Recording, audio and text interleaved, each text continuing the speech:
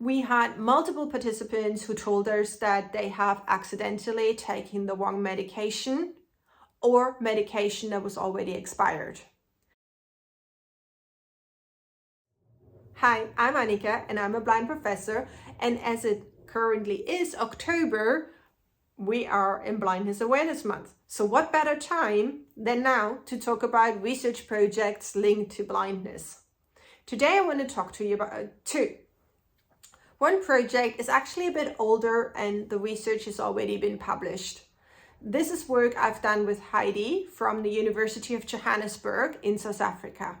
In that project, we interviewed a lot of visually impaired and blind South Africans to understand their experiences of going to pharmacies and using pharmaceutical products. You might wonder, why is this? Why is this a relevant piece of research? Well, some of our findings are an answer to that. We had multiple participants who told us that they have accidentally taken the wrong medication or medication that was already expired.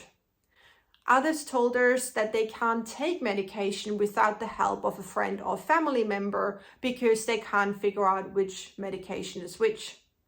Some of you might now be thinking, but hang on, when I buy medication, there's Braille on it. And you're right. However, there are two things why that doesn't always help. First, not every blind and visually impaired person reads Braille. And second, in South Africa, most pharmaceutical products are still given out in little bottles with the number of pills in it and then a sticker on it with handwritten notes from the pharmacist. So no Braille and no way of recognizing this. So what did we find? Well, we found that one of the biggest concerns is privacy. Privacy concerns come in many shapes and forms. Because our blind participants and our visually impaired participants aren't able to read certain labels like those on the bottles, they have to ask the pharmacist to explain everything to them in much more detail than everyone else, which also means that everyone around them can listen to what they're saying. And those might be very personal information or information you don't want to broadcast to a whole pharmacy. Other issues, for instance, for some of our participants who are female, was all around female hygiene products and how they felt uncomfortable having to ask strangers to help them find tampons or hygiene pads and so forth. Especially, of course, if these strangers were of the opposite sex. So there was a lot of questions around how can we increase the privacy, but also increase the information, because all those little side packets, those things with like tons of writing on it in tiny, tiny, tiny writing, of course no blind or partially sighted person can read that. But there's lots of information about you can't take this medication if you also have this condition, or this is a potential side effect. If this happens, go to a doctor immediately.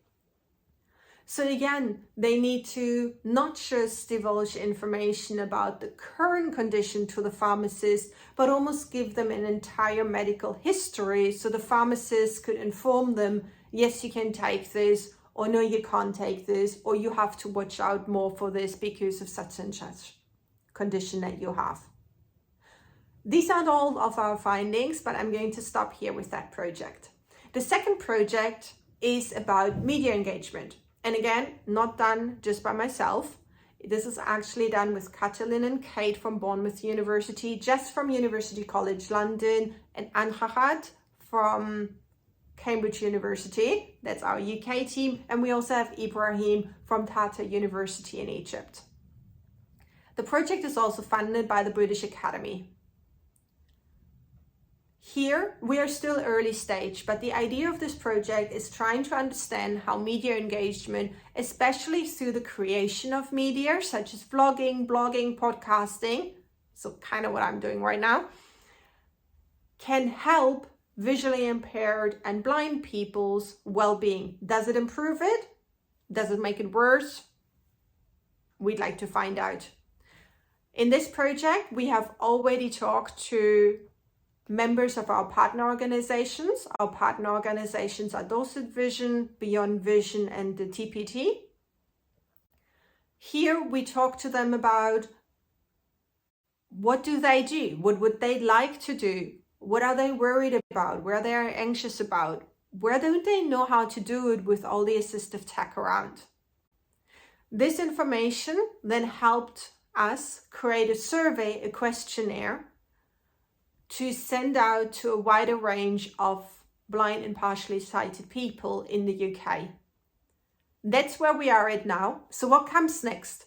Well, once we have that information, we will use it to develop a training.